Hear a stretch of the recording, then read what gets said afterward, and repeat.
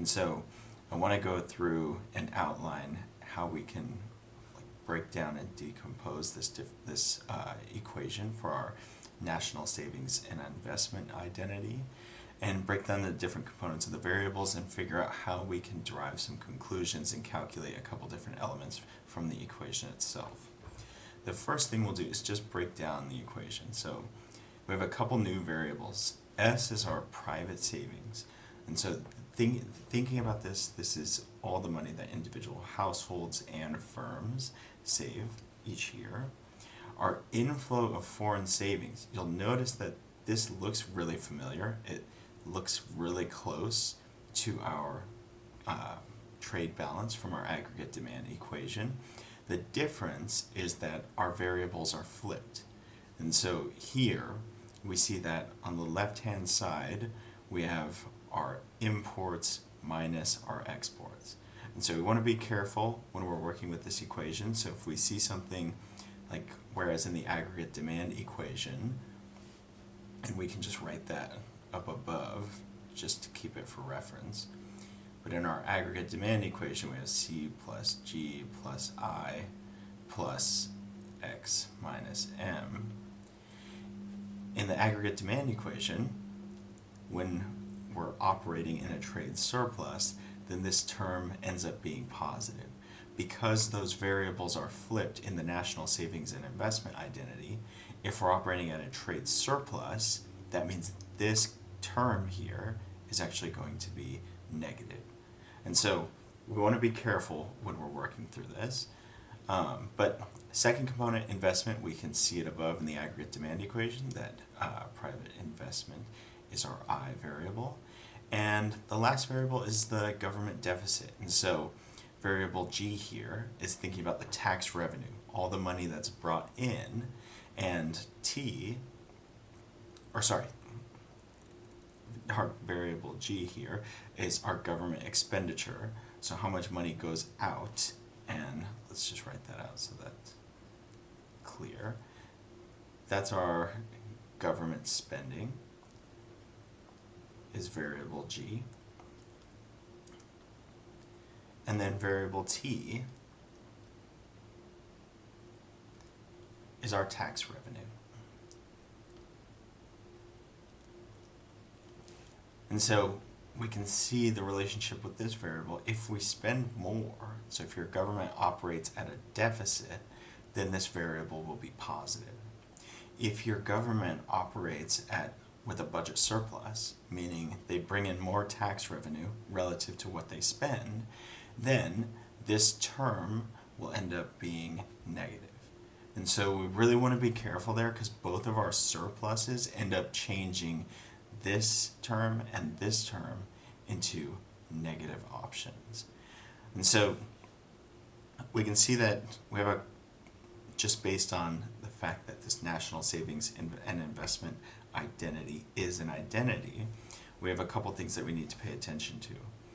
If our government ever decides to increase the deficit, so we want to borrow more relative to what we bring in, a couple things need to happen.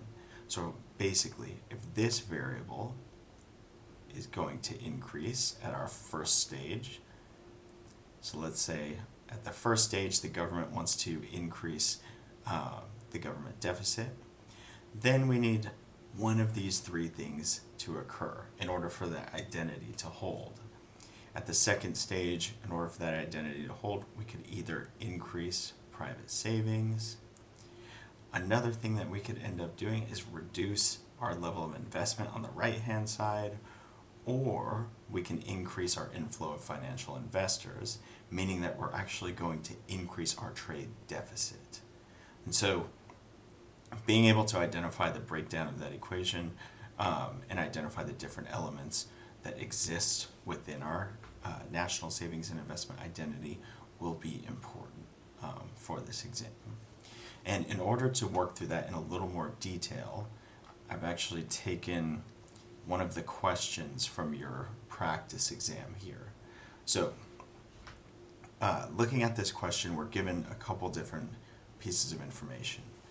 First thing we want to pay attention to is that we're using the term surplus with the budget. So we're operating with a budget surplus, and we also have a country that's operating with a trade surplus.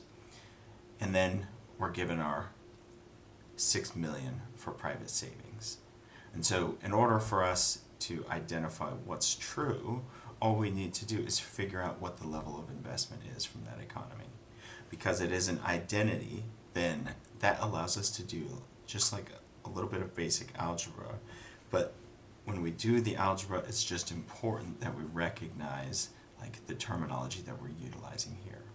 So we have a budget surplus. So let's break down our pieces. Our savings is $6 million. And so we have 6 million. And we know that the second term here deals with our trade surplus. And so because we're operating at a surplus, remember these variables are flipped. We have imports minus exports. Because those variables are flipped, we end up with a negative term here. So the left-hand side of our equation is 6 million minus 4 million. And then what we're trying to do in this equation is we're trying to solve for I. And so we'll just leave I there for now. And then our last portion that we're given is a budget surplus of 5 million. And so remember, the first term here is our government's expenditure. That's how much is going out. This is how much is coming in. And so the fact that we have a surplus means we brought in more relative to what the government spent. And because those variables are on, or because our income here is on the right-hand side of this minus sign, because of that surplus, we're going to end up with minus 5 million here. So, whoops, let me write it. Million. And so in order for us to figure out the level of investment, it becomes really easy. We could just do this like basically solving this like an algebra equation.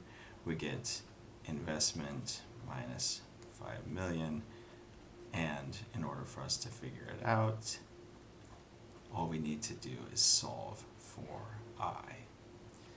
And so makes it really nice if we're able to keep track of the different components, but the important thing to note is that we just really want to pay attention to this flip, because it can kind of mess with your head when you're calculating these, but in both sides of our equation, the m minus x and the g minus t, if we're operating at a trade surplus, this term is going to be negative here.